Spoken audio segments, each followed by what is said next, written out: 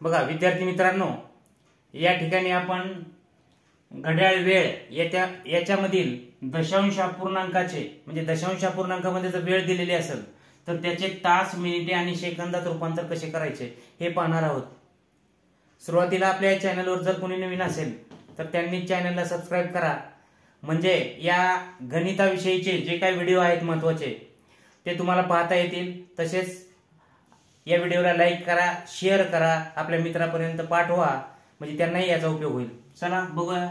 5.46 पहिलं उदाहरण आहे. 5.46 तास हे तास, मिनिटे आणि सेकंदामध्ये कसं लिहायचं. मग ते आता बऱ्याच जणांना वाटेल की 5 म्हणजे 5 तास, 4 म्हणजे 40 आणि 6 म्हणजे 6 तास 6 सेकंद असं वाटेल. बघा बऱ्याच वेळा हे आपण आपल्या पद्धतीने लिहिलं तर चुकतं. मागच्या व्हिडिओमध्ये आपण काय केलं होतं की तास, मिनिटे आणि सेकंदाचं दशांश अपूर्णांकामध्ये रूपांतर केलं होतं, तो व्हिडिओ बनवला होता. तसेच आता काय केले आपण, आता काय करायचं आपल्याला की दशांश अपूर्णांकाचं याच्यामध्ये रूपांतर करायचं. मग कसं करायचं तर बघा, तर इथं एक काही गोष्टी माहीत असणं गरजेचं आहे. आपल्याला काय माहीत असणं गरजेचं आहे की 0.1 तास बरोबर 6 मिनिटे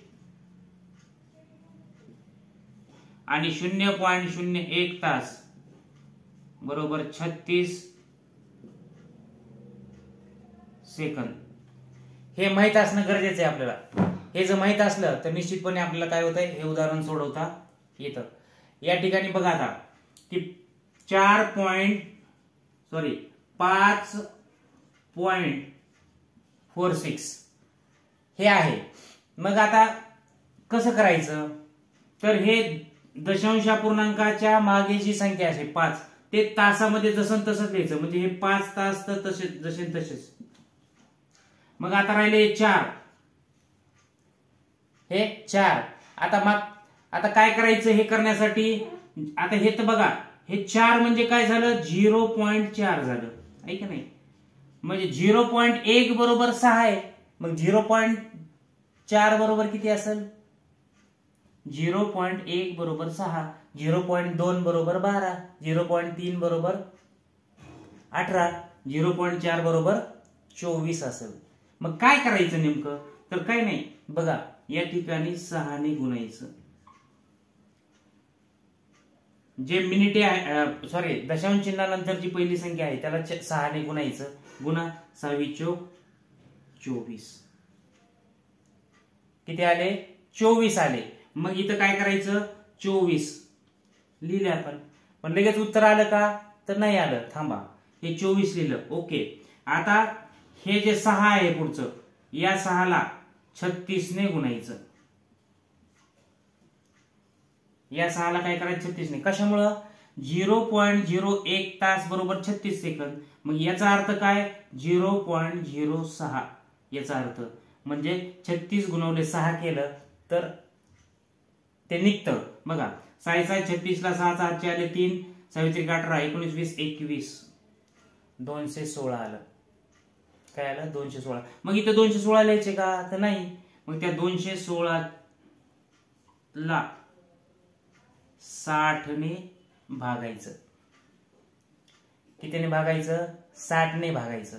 कशामुळं, कारण आता हे जे सेकंदामध्ये आहे आपल्याला हे एवढे सेकंद आले तर मग या सेकंदाचे काही मिनिटं होतात, ते मिनिटं या मिनिटामध्ये ऍड करायचे आणि उरलेले सेकंद तसेच लिहायचे. मग जर यांनी 6 ने जरी केलं 60 ने भागलं, मग 60 चा पाडा येत नाही सर आम्हाला, ओके 6 चा पाडा म्हणा. बघा की तयार करा. 6 6 6 2 12 6 3 18 6 चौक 24.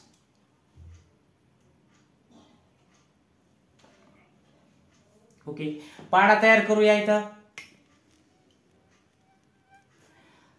60 1 60, 60 2 120, 60 3 180, 60 3 60 चौक 240 या पद्धतीने. आपल्याला इथं 216 ला भागायचे म्हणजे कितीचा भाग बसेल 60 3 180. म्हणजे हे 3 काय आलं म्हणजे 60 सेकंदाचे 3 मिनिटं याच्यातून बाजूला निघले. ते 3 मिनिटं काय करायचे याच्यामध्ये ऍड करायचे. इथे झाले 27. आणि मग राहिले किती? 216 मधून 180 गेले, राहिले 36. किती राहिले? 36 उरले.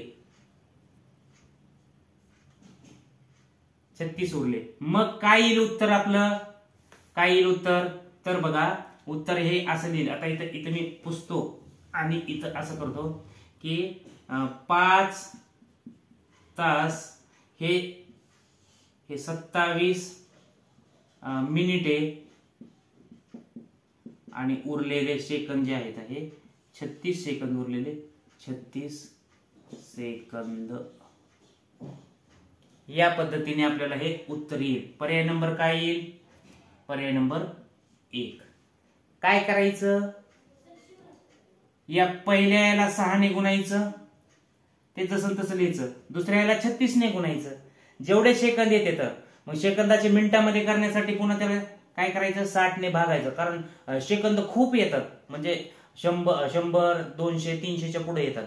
मग त्या 36 सेकंदामध्ये 60 सेकंदाचा 1 मिनिट आहे ना, म्हणजे अशी किती मिनिटं आहेत ते मिनिटं बाजूला काढायचे आणि ते मिनिटं या मिनिटामध्ये ऍड करायचे इथं जे आलेले त्याच्यामध्ये, आणि उरलेले सेकंद घ्यायचे. अख्खं जसं तसं आपण 216 ते घेऊ शकत नाही सेकंद. या पद्धतीने हे करता येईल. बघा या ठिकाणी दुसरं उदाहरण पाहणार आहोत. 3.54 तास. याचं तास, मिनिटे आणि सेकंदामध्ये रूपांतर कसं करायचं या ठिकाणी आता पाहायचंय आपल्याला. मागच्या उदाहरणाप्रमाणे आता लिहा 3.54. हे 3 म्हणजे माहिती आहे 3 तास. आता या 5 ला काय करायचंय? 6 ने गुणायचं. सोपं आहे. बरोबर. 6 पंचे 30. इथं आलं 30. लगेच झाले का 30 मिनिटं? तर नाही, थांबा जरा. याला 30 लिहिलं. आता याला 36 ने गुणायचं. याला 6 ने, याला 36 ने. मग 4 × 24 ला 4 7 आले 2, 4 × 12 13 14 144 आले. 144 सेकंद. मग 144 सेकंद असतात का? म्हणजे 144 सेकंद घेत नाही आपण. मग काय करायचं? याचं मिनिटामध्ये किती मिनिटं बाजूला निघतात ते काढायचं. मग त्यासाठी काय करायचं? 144 ला 60 ने भागायचं. 60 × 60. आता 60 कसं करायचं? मग 60 चा पाडा 60 × 60, 60 2 120, 60 3 180, म्हणजे 6 4 6 2 12 6 3 18, त्याच्यावर 0 0 लिहायचं. 60 चा पाडा तयार होतो. ओके. मग आता 144 नाही येतं, म्हणजे कितीचा भाग बसला? तर या 2चा. 60 2 120. पूर्णांकाचा भाग बसवायचा. ते जे 2चा भाग बसलाय ते 2 या मिनिटामध्ये ऍड करायचे. पूर्ण भाग ज्याचा बसतो तेवढेच याच्यामध्ये ऍड करायचे. 2चा भाग बसला 2 ऍड करायचे. इथे झाले 32. मग आता राहिले किती? आता 144 होते, त्यातून 120 गेले, म्हणजे 144 वजा 120 राहिले किती? 24. मग हे उरलेले जे आहे 24 ते 24 सेकंद. म्हणजे कसं लिहिता येईल? 3 तास 32 मिनिटे आणि 24 सेकंद. या पद्धतीने या ठिकाणी आपल्याला हे लिहिता येईल. ओके. या ठिकाणी तिसरे एक उदाहरण आहे 5.73 तास. तर हे आता तुम्ही घरी सोडवायचं आणि सोडवता येते का पाहायचं. त्याचं उत्तर कमेंट मध्ये सांगायचं. काही अडचण आली तर ते पण विचारायची. तर पाहूया तुम्हाला हे सोडवता येते का. याचं उत्तर निश्चितपणे कमेंट मध्ये सांगा. मी त्याला रिॲक्ट करेल. तेव्हा आजच्या या व्हिडिओमध्ये अतिशय हा महत्वाचा घटक जो की नवोदय, शिष्यवृत्ती तसेच इतर स्पर्धा परीक्षा MPSC साठी सुद्धा हे प्रश्न येऊ शकतात. त्याच्यामुळे जर आताच तयारी केली तर निश्चितपणे त्याचाही अभ्यास या ठिकाणी आपल्याला होईल. तर चला पुन्हा एक नवीन व्हिडिओ घेऊन नंतरच्या व्हिडिओमध्ये चला तर मग पुढच्या व्हिडिओमध्ये एक नवीन टॉपिक घेऊन आपण तुम्हाला भेटूया. तोपर्यंत नमस्कार.